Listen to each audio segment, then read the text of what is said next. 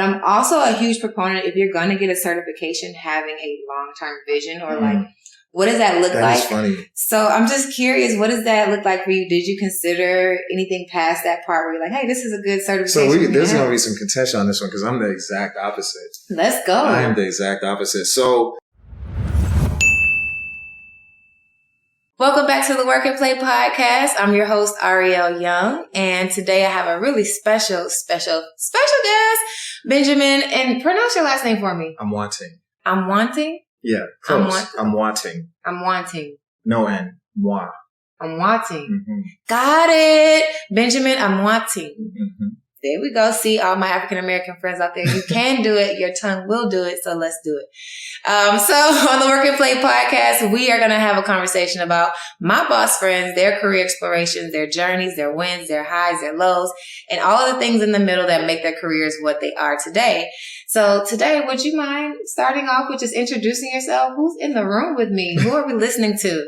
Hey, everyone. This is Benjamin Amoateng. I am a healthcare consultant. I've been working in that space off and on. Like I started my career in that space and I moved to like data analytics, also in healthcare. But right now I'm back in healthcare consulting and it looks like something I'm planning to be in for the time being and for a while. Have a bachelor's in business administration from Emory University, Goizueta Business School. And I have a master's in public health from Emory as well. Actually, I have an Emory hat on, so, I'm keeping it consistent. But, I have a master's in public health from the Rollins School of Public Health, which is also Emory, and healthcare policy and management. Okay. There's so much to get into. One thing for sure is that I have always associated you with the Emory part, right? And I never knew how much we might even have in common from the data analytics part. Oh, yeah. Because I thought maybe I didn't know enough about like specifically what you did at Emory. So maybe let's go all the way back to when we first met. I think we met like by way of UGA, friends at UGA, right? Good times in Athens. Seriously. So tell me a little bit about how you picked your major and then where you even thought you were going to go back when you were Yeah. So my major, when I got into Emory, because a lot of people don't know this, a lot of people know Emory as like a school for medicine. Yeah. And the interesting thing is like their business school is actually one of the best schools like in the South. And they are one of the few schools that has an undergraduate business program. And it's like one of the better ones in the South as well. So, when I got in, because I didn't know any of this when I got in, but once I figured it out and found out like it really interested me because I think business is something where, we live in a capitalist society. Some people might have their beef with that, but it is what it is. So business is always something that's going to be in need.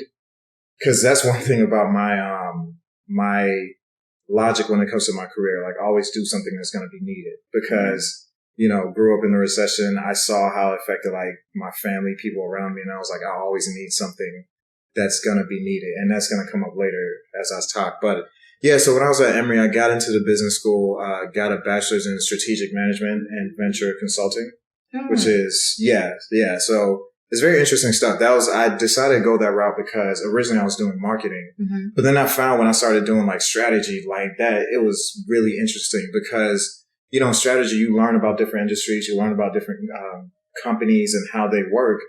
And it was just like, even when I wasn't at school or like in class, I just be thinking about, okay, like, how does this company do this? Like, why is Facebook free? Why is Twitter free? Stuff like that. So just learning about like the value model of these things like really interested me. So that's the path I decided to go down. And after I graduated undergrad, going back to always wanting to have something that is in need, I went to the School of Public Health because I knew since I was a kid, I did not want to be a doctor. But I know that, healthcare is something that's always going to be in need. And so my sister actually did public health and she told me about it. It sounded interesting. So I decided to do that with a focus on healthcare policy and management because the management kind of aligned with the business aspect of things. So it was actually interesting because policy and management is typically more like government. You go into the government, you craft policy, you do, But my first internship, I worked for a hospitalist company who staffs hospitals with like physicians and like in that role, I learned data analytics. Right. And like, I was like, oh, cause I was never big into math growing up, but it made sense. It was simple enough. And like, I really liked it. So things kind of changed from there. And so I started getting more into like the analytics side of things. And the beauty is, analytics are just numbers. Like a lot of people know numbers, but when you're able to put context behind them, you become valuable. And so that's where my career has been. I originally started off at a company called Triage Consulting. They did, what's it called? Revenue cycle, which is a healthcare term, but it's basically like how insurance pays hospitals. Okay. Yeah. How do they pay hospitals? So it's complicated. It's funny. Like you'll see people post a bill from a hospital and say like, look what this hospital charged me. It's so crazy because the way it's set up is that every insurance company has contracts with different hospitals. Uh-huh. And depending on like what happened, like what you were billed for, they'll say, it doesn't matter. You could put $1 million. We're going to pay you guys $2,000 for this procedure. It makes no sense. No sense, right? But do they think it makes sense? Is there an algorithm on their side? Yeah, there's an algorithm on their side because they have to make a profit. And also they think about the fact that a lot of people who they see, because a hospital has to take care of everyone until they're at least like good enough to leave. Mm-hmm. And they know a good number of people they see will never be able to pay. Yeah. So they've calculated like based off of that, like what they need to break even, what they need to make a profit. And that's what they do. So that company, they dealt mostly with underpayments or like just someone, an insurance company didn't pay for someone's claim for whatever reason. So they would like go after them and look for that. And that company, very like rigid. I did not enjoy my time at all. So I left. I went to Emory Healthcare, which is funny enough, different from Emory University, because healthcare is like the hospital system. Mm-hmm. And I was a data analytics or decision support analyst for their anesthesiology department. Right. Now, that's the part. I was looking at your LinkedIn and I was like, decision support. Like, that sounds like the strategic role in itself, and it also sounds kind of fun. So, it could be. It could be. It's, so decision support, it kind of sounds like what it is. Like, you do things to help the people who make the decisions, essentially. And for me, it was like, because everyone's big on like analytics and decision making. Yeah. So I would run the numbers to say like, okay, this is where we should go. This is like what we should do as far as the budget for this surgery center, things like that. And also just like dealing with stuff related to like, healthcare quality. I enjoyed that role very much. It was something where, it was project based. So I just did things as needed. It wasn't like the same thing every day, which I really appreciated. But yeah, so I did that for 2 years and some months. And currently I am at Booz Allen Hamilton, went back into healthcare consulting where, Booz Allen Hamilton does like a lot of, almost all their clients are actually like federal government or governmental. Mm-hmm. So I've done projects with the CDC, done projects with like, ARC, which is the Agency for Healthcare Research and Quality, done projects with CMS, Medicare and Medicaid, done projects. And currently I'm actually on the Department of Health or like basically Veterans Health. Okay. It's really interesting stuff. I'm not sure if I could talk about too much of it, but okay. That makes a lot of sense because I was going, as soon as you said that, my eyes sparked. I should have probably hit up my HR and be like, hey, can I talk about stuff on this? But yeah. Well, it's okay. You're much more interesting than the projects themselves. So I'm sure that we'll get a lot of information from like your journey along the way. Yeah. So you mentioned, and thank you so much for sharing your background. I kind of get a gist, but I'm going to have to ask, of course. A lot of people don't understand, so I'm glad to explain. Okay. Thank you. So you talked about, so one thing that I do understand is that there is beauty in knowing how to do the numbers, but the fun actually comes when being able to tell a story with the data, right? Yes. So if you could walk us through what are the most interesting data projects that you remember working on, or just a quick little story that you found in the numbers in any of your jobs. What does that look like in any of your strategic roles? Okay. That's a good question. So a lot of times at Emory, those types of things came up. Because, you're working, because I'm not a doctor, like I don't know anesthesia, but you're working with all these anesthesiologists where, they're in the actual surgery, like they're the ones putting the anesthesia in, like checking all the vitals. Because that's their biggest role, actually. Like once you put someone under, like they're under, is making sure like they stay under and like everything's operating as it should. So like a lot of times they have a lot of numbers, a lot of data in there, right? And you can't really say too, like, because the thing about data, I'm sure you know this from your analytics experience, is that people have it, but they have no idea what to do with it. Right. Like, it's just a lot of stuff out there. Yes. So I remember, there was one project where, cause when someone comes in for their pre-op, they take all their vital signs. And one of the vital signs they take is their A1C score, which is A1C, like, basically tells you if you're diabetic, pre-diabetic. It's basically your blood sugar level, right? And so what we were seeing was that a lot of people, like, they take the scores, but they weren't doing anything. But an A1C of, like, say 7 is like, you're diabetic. Anything that's like, I think 10 or 13 and above, and it's like, you need to see somebody right now. You're about to lose a foot. So, I remember I ran a project where, we just had to parse out all this data and like get the A1C scores. And what they did was they actually automated, to send like a prompt to the patients before they even came to surgery, let them know, we saw this like while you were going through your pre-op. You need to do something about this. And these were people who had no idea, like they were diabetic. I don't know why it wasn't caught before, because a lot of people like that we dealt with, they go to surgery, but they don't go to their regular visits. They don't see their doctors on a regular basis. Right. But it's like something's actually wrong here. And they have the test done. Sorry to interrupt, but they have the test done. They get their A1C levels tested in that momentary basis. But because they're there for whatever, like the surgery or whatever, and it's not particularly due to their A1C levels, they don't address it in that moment. Okay.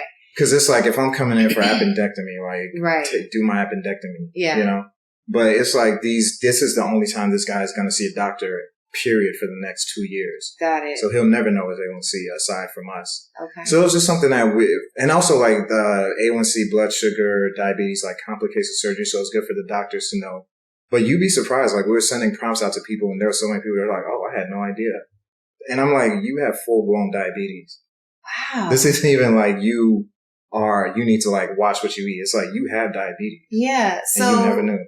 You did a project essentially where the data was already being captured. Yes. The A1C levels were already being captured, and you guys sent a trigger out before the client's next appointment? Well, this is all like, pre-op. So this is before the surgery is actually done. Got it. So there's essentially 2 appointments. One is the pre-op and then the actual surgery. Yep. And so typically what would happen at the pre-op is they would get these vitals and they weren't doing anything with the data. Yeah. They would just have the information and then you would go and get your surgery. Exactly. So what you guys did was you triggered a communication to say, hey, this is the information that we found. And now this is what you can do before you get into your appointment. But also, this is just important for you to know in general. Exactly. Like, you should probably go to the doctor about this. Okay, gotcha. That is really good. Yeah. So it's really powerful, like you said, like how when data isn't being utilized, how many people suffer. And then you're also talking about a preventative strategy. Like, we never think about hospitals trying to prevent anything. Exactly. So it sounds like what you're saying is, and this is a hospital initiative? Yeah, this was hospital. Wow. So who took it upon themselves to how did this even come about? So the way my role worked, I typically work with the doctors because they're like, the subject matter experts. And a lot of the doctors at Emory, they also double as like researchers. Officially, like they all have like research, like associate professor. They all have professor titles. So sometimes it's like they just want to do something for the business itself. Sometimes they're like, I want to write a paper about this, so let's look into this. Like there was a lot of different stuff. But typically, like I would work with the doctors because they would come to me and say, oh, I was thinking about this. Is this possible? And then I'd have to look through the data, figure out, is this possible? And like, make it happen. Yeah. Yeah. One thing that you mentioned earlier in your career, or I guess really in your education, was that you chose business because you knew it was more like a necessity. Yeah. And then you went from marketing to, and tell me the degree again. I was like, what? They have a degree? Yeah, I mean, basically it's strategy, but the official name is Strategic Management and Venture Consulting. Yes. So, cause strategy it's a bit ambiguous, Right. It's like we want to do something or like we want to be better. We don't know how we're going to be better. Right. But, so that's what strategy is. And venture consulting, that part of it is like also with the ambiguity, like you're starting out a new venture. Like where you go from here, So, and that really piqued my interest because I took one like strategic management class and, learned about like Porter's 5 forces. What's that? Oh, okay. So Porter's 5 forces, is a framework. Michael Porter is he was a professor at Harvard. Okay. And it's a framework to basically, when you're doing analysis of a company, the first thing you want to do is do analysis of the industry that the company works in. Okay. So he has 5 forces. It's, and I might not remember them all. It's buyer power, supplier power, rivalry within the industry. Okay. I don't know if I can Google it, but yeah, it's a couple. We're gonna drop it in the comments. Don't worry. It's a couple different things, but it's when and they rate all those 5 things from weak to high, right? So say for example, something let me say the diamond industry, right? So the diamond industry, if you are, say you're a diamond provider, basically you're De Beers, right? In that industry, because De Beers basically owns all the diamonds, there's very low rivalry. And when there's low rivalry, that means you can do whatever with your costs. They have no choice but to go to you. Right. For example. It's a monopoly. Exactly. But something say groceries, they have very high rivalry because is it that big of a deal to you if you get your cereal from Kroger or Publix? So in something like that, you don't have the margins to really drive up prices. So that's just how you start out, to basically assess an industry and the industry dynamics. Yeah. And it's important because let's say I'm consulting for a company who does, they're going into a new industry, right? They don't know what they're doing. Yeah. And it's that's just an easy way to just group the industry and you start from there. That's just the beginning, you know? So it was really cool when I learned about it to just be oh wow, you hear about all these people and all these different businesses, but there is actually frameworks and models for them to make sense of what they do. And it's not as crazy as it seems. Yeah, it sounds so micro. And so my brain is going so many different ways right now. But so you were saying that you got into, the strategic and venture planning. Did I say that right? Venture management. Venture management.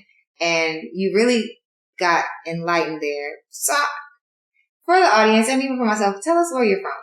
Originally, I'm from Ghana, West Africa. I was born in Kumasi, Ghana, and I came here when I was 5.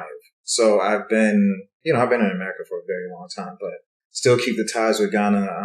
Going back hopefully this December, but we'll see. Yeah. Yeah. So. Yeah. The reason I mention it is because one, in terms of your choice, it's a very necessity-based decision at a very young age to be that's a mature decision. And then to even have the ability to go into such a macro-focused degree in your bachelor's program is also a pretty big decision. But as you develop your personality and who you were in this country, you said what age?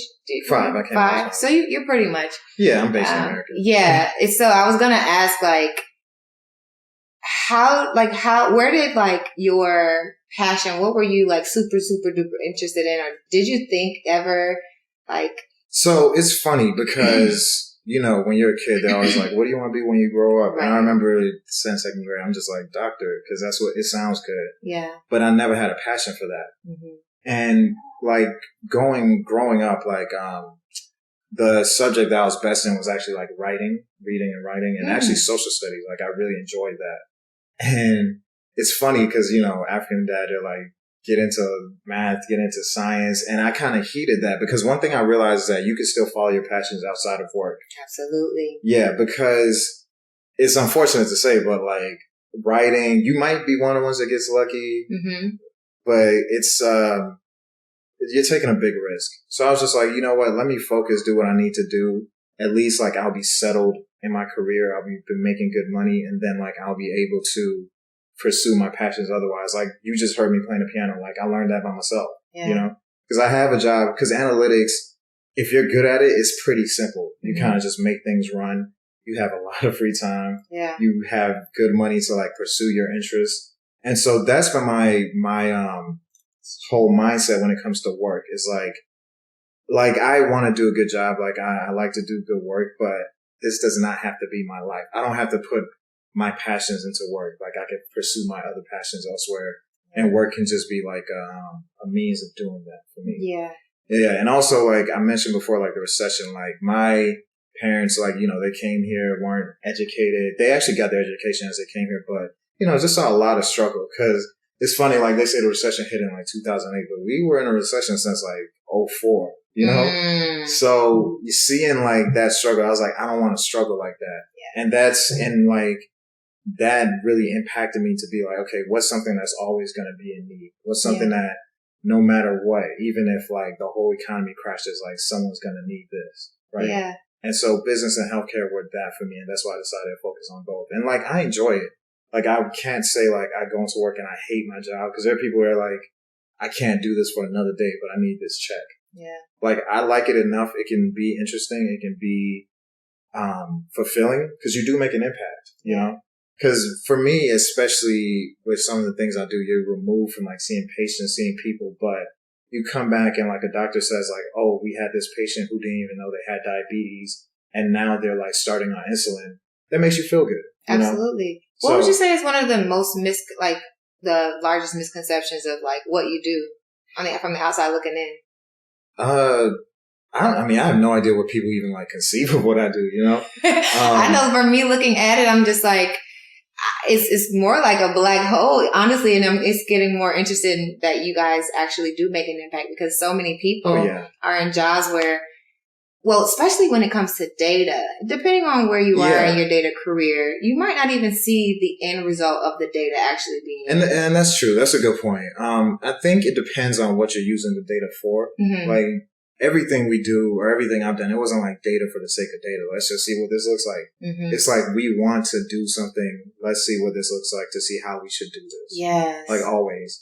I did a dashboard, for example, for Emory's Pain Center, because I guess just to explain, like, anesthesiologists, there's a certain specialty within anesthesiology called like pain doctors, I guess, where let's say your knee's hurting, drugs aren't helping, they actually go and do localized injections for that pain. Okay. And they were just having a lot of issues with their finances, to the point where they're like, we don't even know if this is viable. So, you know, and also like their quality, because a lot of patients weren't happy with them. So to aggregate that and to like put it out there, you know, and then like my bosses would make decisions based on this is what we think we should do. Mm-hmm. And when you see like, okay, they're getting better reviews, or like their finances are looking better, you know, you help someone out, because, you know, this place is going to stay open and like continue to serve these people who truly need this, you know? So it's something where it's like, you're not just sitting in a room, just, you know, punching away at numbers, but at times you get to see like what I've done actually has led to something. And that's a good feeling. Yeah. It's a real good feeling. It sounds like your career has started with necessity. Yeah. And then you got a bit of like intrigue and passion when you found your major. And now you found yourself in a position where, even though it doesn't sound like you were like searching for an impactful role, you're in one of the more... It kind of just happens. Yeah. Like I think, and that's the thing about healthcare, because even say like someone who's a janitor in a hospital, you have no idea how big of an impact they make. Just when someone, you know, you have cancer, you feel terrible, but you walk into this hospital and like, it looks clean, your room is nice, your bed is made. Yeah. That makes an impact. So I kind of think like it's just the nature of the industry that you're going to make an impact anyway. Yeah. Which I'm very happy about, because it's not like I'm just trying to help this company like achieve more efficiency and make more money. Yeah. Like, optimization roles can be kind of boring. Like, you're only moving the needle. When you're in big companies, you're only moving the needle so far. A little bit. But it's like that little bit for them is like $1 billion. So it matters. But absolutely. Yeah. And when you can say that on your resume, hey, that little 2.2% with at least X billion dollars. So I'm curious, along your journey, you have been very fortunate to find yourself in a position that's very impactful to the world, to people individually. And along your journey, it seems very smooth, but can you explain like one of those, the first time you ever got a no, or the first time you ever had to shift your perspective? What did that look like? So I think you'll notice I haven't talked too much about my first job at Triage Consulting, because it was not a good time. Because actually, when I think about it, that one, you know, you kind of make an impact because you're getting more money for hospitals, and so they're able to do more with it in theory. But the job itself was not very good.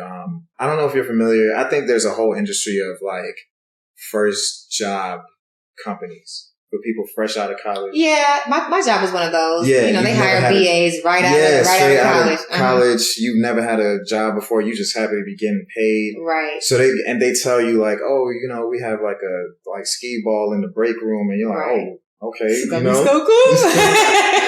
So that company, it just had a lot of issues, and like they're also in hindsight like racial issues. That's what was one of those things I was saying. Like I realized more in hindsight because it was basically the company was two tiered. Mm-hmm. You had people who were like consultants, so they would actually go to client sites. They would get like the claims and like do the things related to the claims to audit them. Mm-hmm. And then you had like the people who are analysts who would like actually be doing the follow up calls and checking in on the claims as they go through the process. Okay. And I was in the analyst role. Okay. Yeah. I wanted to move over to the consulting role, which they allowed after like a year. But there's just a lot of politics because I think in the company itself, because, you have a bunch of college kids and they could be immature in like how they think. Mm-hmm. And so a lot of them thought less of like the analyst because they're like, oh, I'm a consultant, you're an analyst. Mm-hmm. So I think that division had it in them to try to be like, look, we have people who have MPHs. We have people who are smart, people who are articulate. So even though I wanted to move, they did not want me to move.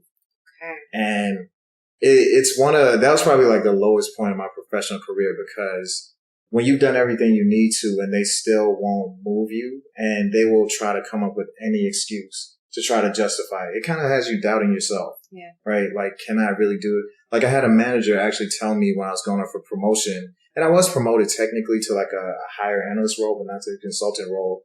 She told me like, we don't want to set you up for failure. As if to say, if I go to, you wouldn't do well if I wouldn't do it. Yeah. And we don't want to take a chance on you. So it does kind of bring that it brings you down. And like, it hit me because I was like, dang, maybe they're right. Like maybe I'm not ready for this, and it's your first job. So you haven't had the opportunity to go elsewhere and work with bosses who are like, oh wow, that's amazing that you did that. So that was probably the lowest point. And I started noticing too, like all of the black people in the company were either being hired into that role, the analyst role, or being demoted into that role. Ooh. It was insane. So when you say hindsight is 20/20, I was going to ask like if you had a feeling or sense of what was at play, and it sounds like. So the thing about that is, so you got like the whole process of the politics around that played out like over the course of like maybe 6 to 9 months, right? And so at first it's just like, oh, you didn't get promoted. And I'm like, well, I guess I could have done more. I probably could have cared more, not been as late as much, stuff like that. Mm-hmm. And then you're up for promotion again, and it's like they do it again and there's no reason. And then you start noticing like, oh wow, like all the black people are like sitting right next to me in this role doing the same thing I'm doing. I worked with this guy when he was a consultant, like he was great. Why would he get demoted to this? Mm-hmm. And so luckily for me, like I left not too long after that. Like I went to Emory, but when you see something like that towards the back end when you're about to leave and then you go back and look, you're like, maybe what happened to me was related to that, And also me, I don't know if it's because like I'm African, because Africans can have a different mindset about race from like, normal Black Americans, where we think we are not above it, but it doesn't affect you. Mm-hmm. You've seen it. Yeah. You've seen it. Yeah. I see your face. We've had many, there's a conversation in the African American and in the African community about like,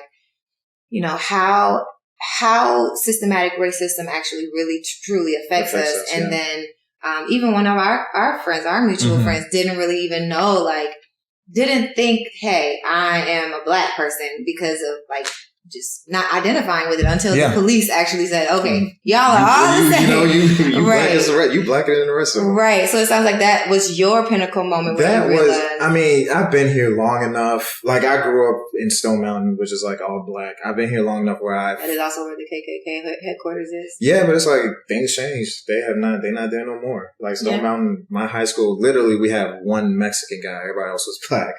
Okay. So, but yeah, so like I identify, and it's like I'm not as, because I have a feeling who you're talking about, and I'm not like as, I don't know what's a word to say, but I'm more mindful of that than they would be. Mm-hmm. But for me, it just blew my mind, I guess, to see it so blatantly. I think it's one of those things where it's like you see it, like, is that really happening? Like that's crazy. You know what I mean? we're in a time, and it's funny that you bring this up because we're in a time where we're talking about like, is America racist? Yeah. And that systematic racist is as blatant as it is. It doesn't always look like that from the person who's. It's like gaslighting. It really is. It's really gaslighting. It's such a slippery topic that if you don't stay focused on the topic at hand, we can start to sparse it out and say like, oh, this has happened to, the aggregate, especially when we talk about data, right? We can start to talk about aggregate it out. Yes, literally, and not focus on the fact that this specific set of people is experiencing, like entry-level jobs, below average promotion opportunities. And it sounds like that's exactly what you experienced. That's exactly what I experienced. A little bit of a traumatic, I'm sure it was a bit, for me, my first experience, in which it wasn't race related, but your first traumatic experience. No, your first corporate traumatic experience is just you getting your notches for whatever it is. Mm. But back to you. So you, of course, have developed in your professional identity. And I'm just curious, now that you've become aware of certain things and certain nuances, like you said, hindsight is 20/20. Yeah. How have you taken some lessons along the way into your new career? I think I have. I think, one, like more than anything, because that's why I started with talking about them saying like those jobs are like those, entry-level jobs or entry-level companies, honestly. Like I was one of the oldest people there and I was 24, Yeah. So I think there are companies that thrive off of that because they know you don't know any better. They could pay you little. They could give you like weak benefits and be like, oh, these are great benefits. Mm-hmm. And like, a foosball table. Exactly. Like, who are you to question this? So there's that. Like now when I go into roles, like I look for more mature, established companies and like diverse companies, because that company in particular, they will tell you we are diverse, and they are. They have all different types of races, but age diversity, I'm also realizing was like important because someone who's been working for 30 years is not going to sit there and be like, this is okay. They'll speak up if they need to. Right. And also like I appreciate companies where minorities and Black people specifically are in positions of leadership. And so I'm actually interviewing now. It's funny enough. I wasn't looking to move, but I got my PMP a while back and like recruiters have just been like blowing up my inbox. Absolutely. So yeah, it's like the companies I'm speaking to, those are some things I look for. So, and I will hope that. What's a PMP, by the way? Oh, a PMP is a project management professional certification. Yeah. I don't know what more to say. Okay. So then before we go deep down in there, how did you position yourself to say, hey, a PMP is my next step? Yeah. So Booz Allen is a great company for continuing education. Because one thing I've realized as you get more into your career is like, you can't get many more degrees. Like, you don't have 3 PhDs and 4 masters. No. So the way to really set yourself apart is through certifications. And when I was on a project at the CDC, and it's funny because Booz Allen, because it's project based, depending on the project, like I'm doing all types of different things. In this project, I was a business analyst, which is like a lower level project manager. So I led a team of developers and going through their day to day, making sure the project's on track, the finances are good. And I was like, oh, this is interesting. So I looked into it and I was saying this might be something interesting to get a PMP just to have it on my resume and say I can manage a project. Yeah. Cause it's the combination of strategy, healthcare, PMP. Right. It just makes you look better. One thing I feel about working is you should always make yourself invaluable. You should always make it so that when you leave, they're like, dang, we wish he had stayed. When I actually left Emory, funny enough, cause I dealt with both clinical and financial data. Okay. They hired 2 people for my spot. You literally had 2 brains. And I was just going with a smile on my face, Yeah. So it's good to just make yourself important, make yourself necessary. Cause I think once again, that leads to job security. Yeah. So. That makes sense. And when people talk about certifications, I'm definitely in support of making yourself stand out, making yourself invaluable. But I'm also a huge proponent, if you're going to get a certification, having a long-term vision or What does that look like? That's funny. So I'm just curious, what does that look like for you? Did you consider anything past that part where you're like, hey, this is a good certification? So there's going to be some contention on this one because I'm the exact opposite. Let's go. I am the exact opposite. So the way life has worked for me, yeah, because you know what people say, like, man makes plans and God laughs, right? I just feel like if you do what you need to do, things will fall into place. So sitting here right now, I can't tell you like I have a 5-year plan because I have, in addition to work, I have some business things that I'm trying to do. And it's like, if any one of them take off, like I'm quitting, you know what I mean? But it's like the way I think about that is like, I'm doing what I need to do now. And like things will probably fall into place. Right. And to be honest, it might not work for everyone. Like, I think I'm blessed. Like, even something like I think I'm smart. And even that I think is a blessing. We do too. Thank you. I think it's a blessing because like, what did I do to be smart? Like I was just born, like I pick things up quickly. Yeah. Right. So with that said, like I try to just do what I need to do. Like, okay, if I'm in school, let me do the best I can on like these tests, get a good grade. Yeah. If I'm doing my job, let me do the best job I could do. Yeah. And like things just fall into place for me. And it might not work for everyone, but that's just how it's worked for me. So with that said, I don't plan too far ahead. I kind of just, like I told you, I'm interviewing now.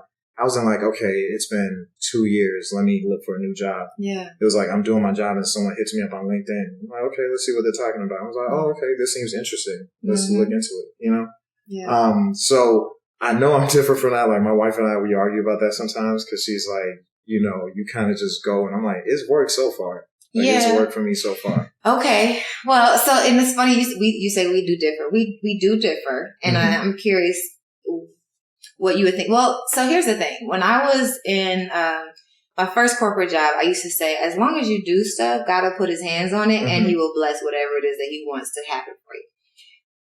And I also realized I wasn't as big of a planner back then. So now that changed. I have changed since I've been an entrepreneur. And I think I even did a speech one time when I was a Toastmasters about when you plan, God laughs. Like God laughs at man's plan. So I totally believe that. But I believe the vision never changes. Like once I got vision, my plans changed. You know what I mean? And I think even me being a perfectionist, I had to let go of that plan because it's like things don't always go the way you plan them. But the vision of like being able to help a community, being able to actually touch people's lives and change their socioeconomic status, that's always been the vision. But it's funny because that's not, the vision you're talking about is not like related to work necessarily. It's kind of like a life vision. Absolutely. Yeah. And it's like if work fits into that, great, but it's not necessarily about work. Because usually when I hear that, people are like, do you want to be a manager and change, Absolutely. Yeah. And that's what I mean by when I ask about the vision of like who you want to be. Gotcha. Because, so when I have clients who come in and I had a client one time who said like she wanted a certification like quality assurance or something like that. And I'm like, so what do you want to do with it? Even to the effect that like, someone who has it and you know what their life looks like. Yeah. I'm more so just talking about what do you want to create your life to be? And then how does the certificate play within like who you want to actually be in this world? Like, yes, I know a PMP could get you a certain management position, but then it's also like, what type of leverage do you want to pull? Because when I think PMP, I think all these different departments that you can actually start to affect from a strategic standpoint. Yeah. And then you can start to have an impact from just a centralized perspective. That is, wow. And I think this might be an issue with me is like, I don't think that big. Yeah. To be honest, like even when I was a kid, like, maybe it's cause like, the academics came easy to me, things like that. My focus is more on like family, for example. It was like, I want to be a good dad one day. That's like the one thing that anyone, if you ask me like, what's one thing like you've always wanted to be, I can't say I always wanted to be a data analyst or like I always want to do this and that. But I was like, I want to be a good husband. I want to be a good dad one day, have a family, all that stuff. So, and it's funny because, in church they talk about like purpose and things like that. I'm like, is everyone's purpose supposed to be something big?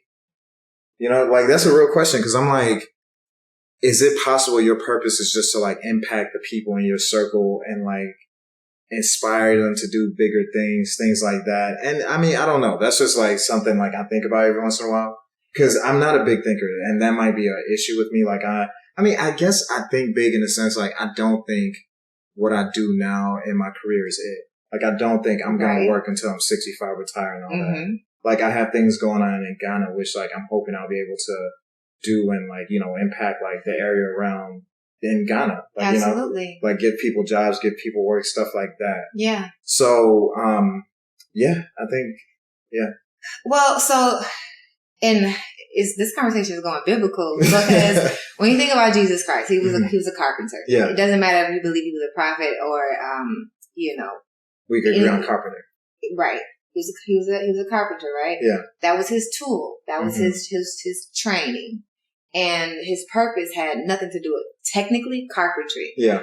So if we think about like your skill set and the way that you've developed it along the way, that strategy mindset actually is a big thinking like tool. Like you can come into an organization and think systematically about how this whole ecosystem is going to fit together for this one project. Yeah.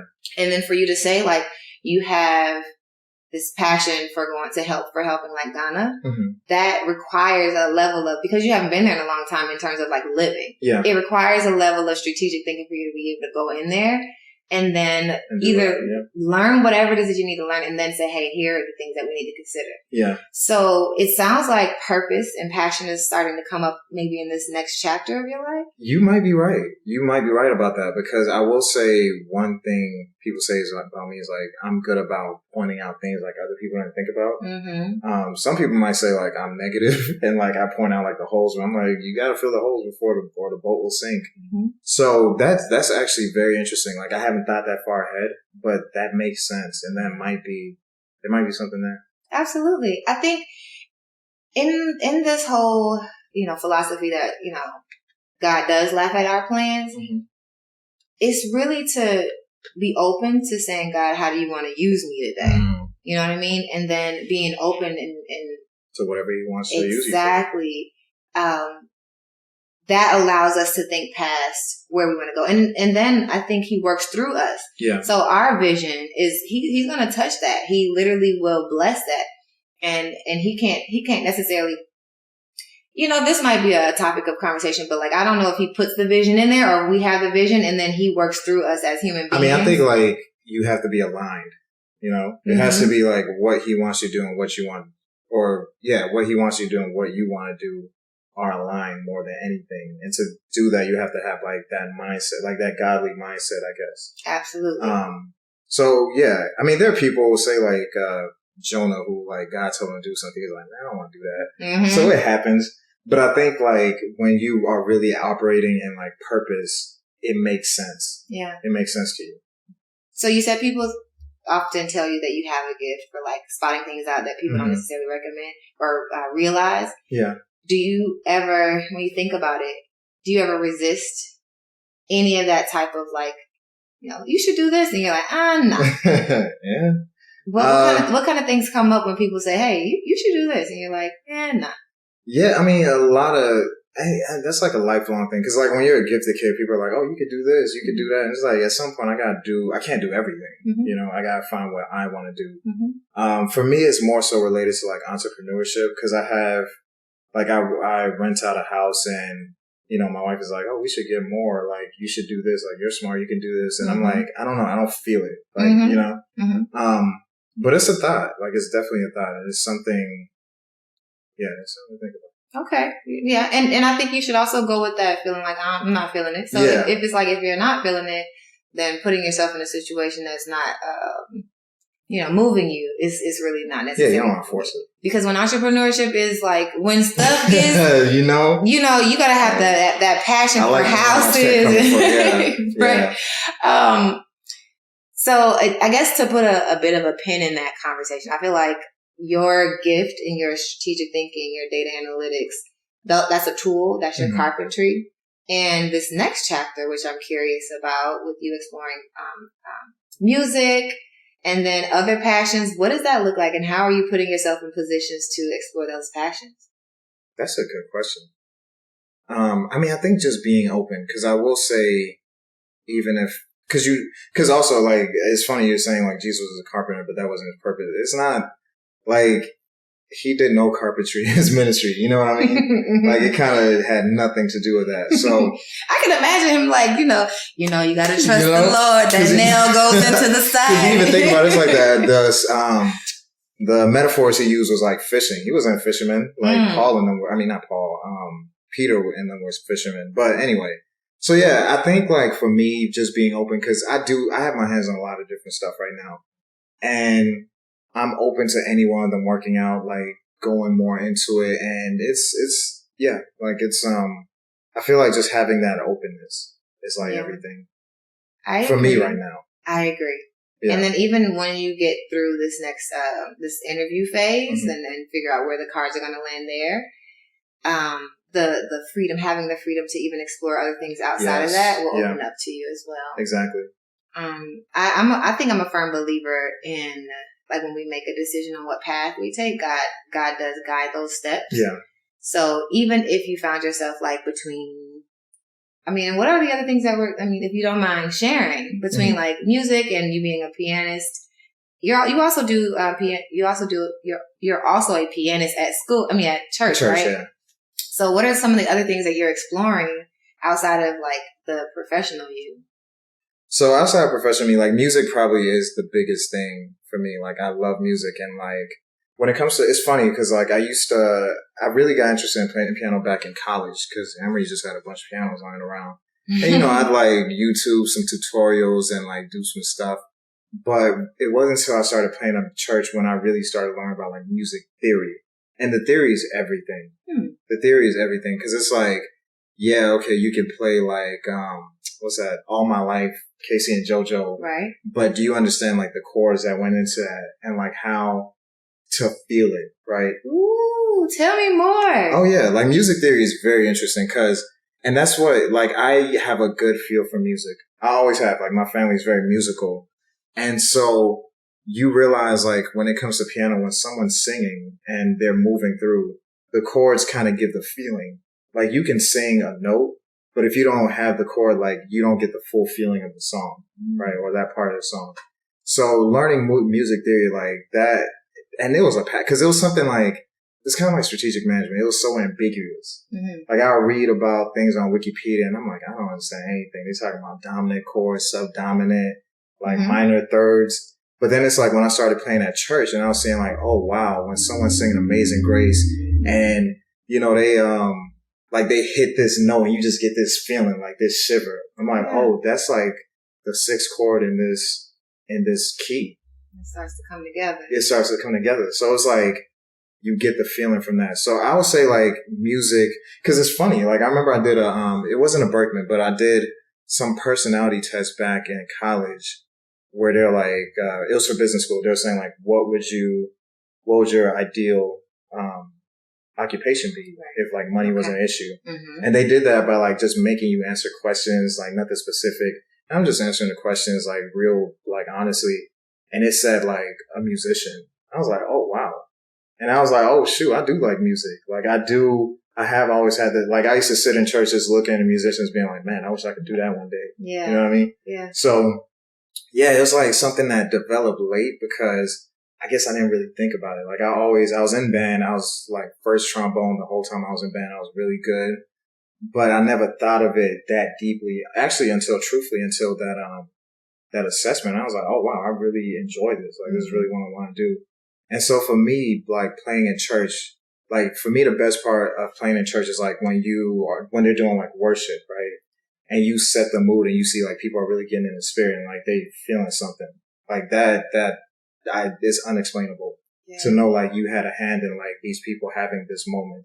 Absolutely. It sounds more spiritual than, even though we started with the theory of music. Yeah. And then of course we're both data analysts. So of course there's a science behind. But there's also art. And there's an art. Exactly. And that's the spiritual piece it sounds like you're speaking to. So, and a lot of data analysts don't necessarily tap into that spirituality part or even the unseen or like feelings and things like that. So you're even expressing a part of life that, I mean, like me, myself, let's say I just grew up in a vacuum. I think I would lean more towards the artistic side than the analytical. I have a good bit of both. I will say like the analytical stuff I had to develop because things came easy for me, but math never came easy. Mm-hmm. And it wasn't until grad school I was like, math is not just like hard. It's just you don't put in the effort.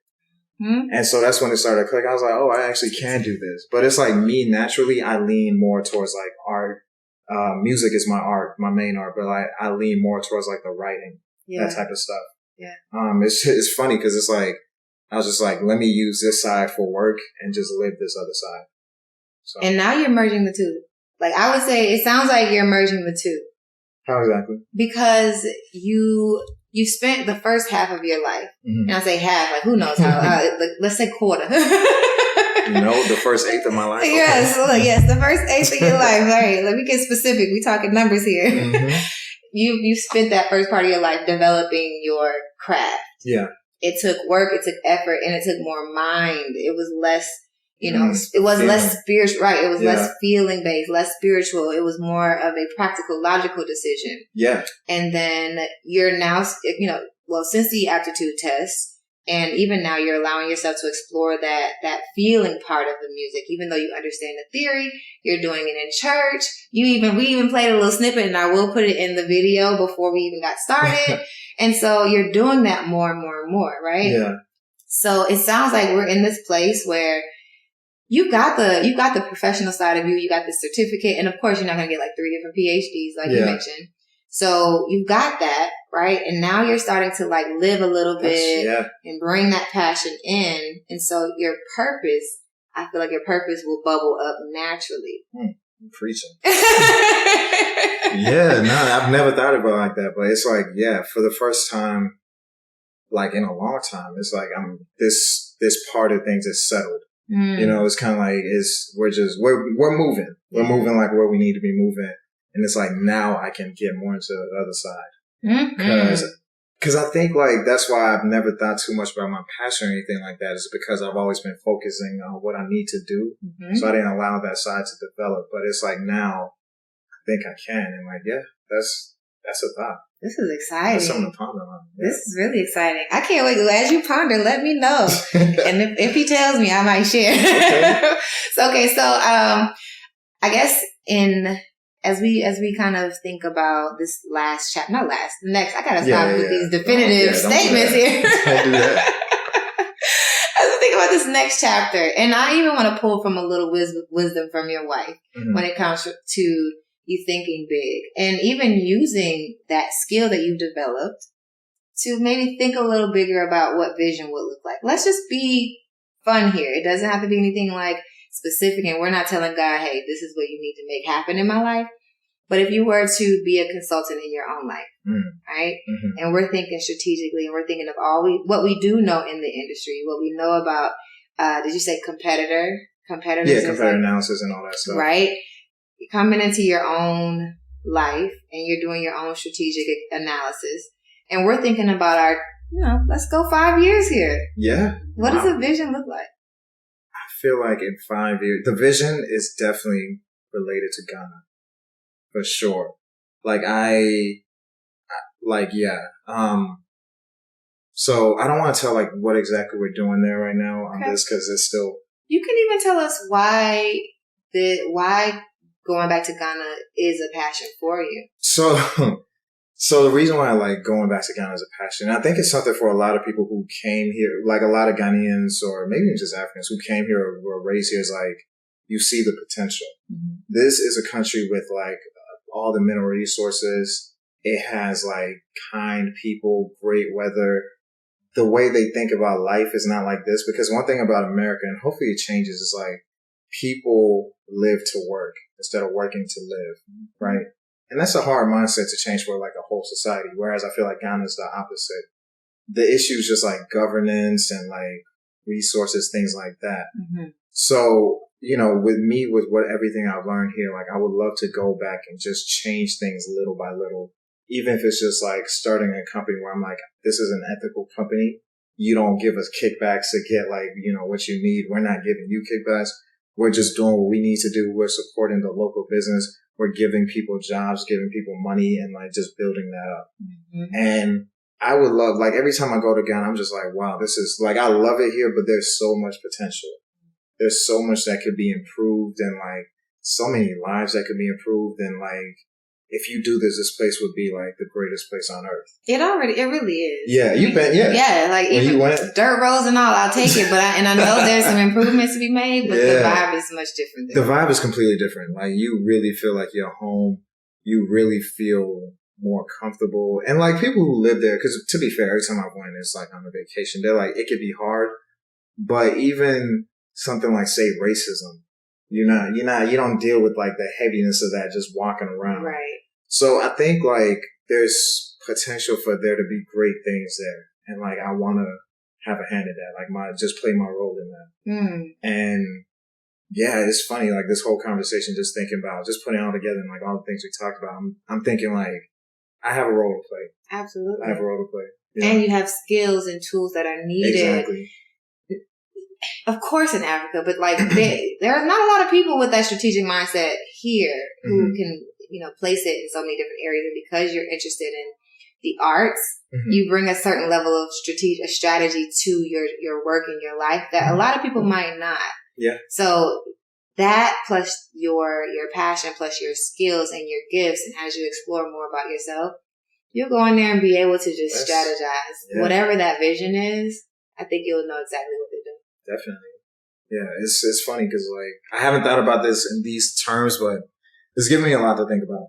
Excuse me. Like, definitely giving me a lot to think about. Like, I'm seeing, because, when you are yourself, like, you take what you do for granted. It's like, yeah, I did it. Like, you probably could too, But it's when you hear someone else talk about these things and it just makes it, I don't know, it's like, yeah, it's different. It's absolutely. Different. What you're saying is, well, you can tell me if I'm wrong, but it sounds like you are identifying the fact that it's a gift. Yes. What you have is a gift, and your unique life experiences makes you uniquely qualified to do whatever that purpose is. And that's the definition of purpose. Bingo. I think that's going to be the name of this podcast today, this episode. We got it late, but we got it. Right. Well, thank you so much for joining me on this couch today. I have really enjoyed this conversation. Same. If you guys have, if you guys have any questions about anything that we've said today, because we've mentioned a lot of topics, high level and low level. And if you'd like to get in contact with Ben, how can they find you? I guess Facebook, LinkedIn. Yeah, those are the main two. Okay. I will definitely put the information on the video so you guys can catch it out. And I'll put it in the description below for our folks on the podcast. Until next time, I need you guys to tap into what your unique gifts are, just like we did here, because I think it'll take you a far, far, far, far long place. Until next time, I'll see you guys later. Peace out. Thank you guys.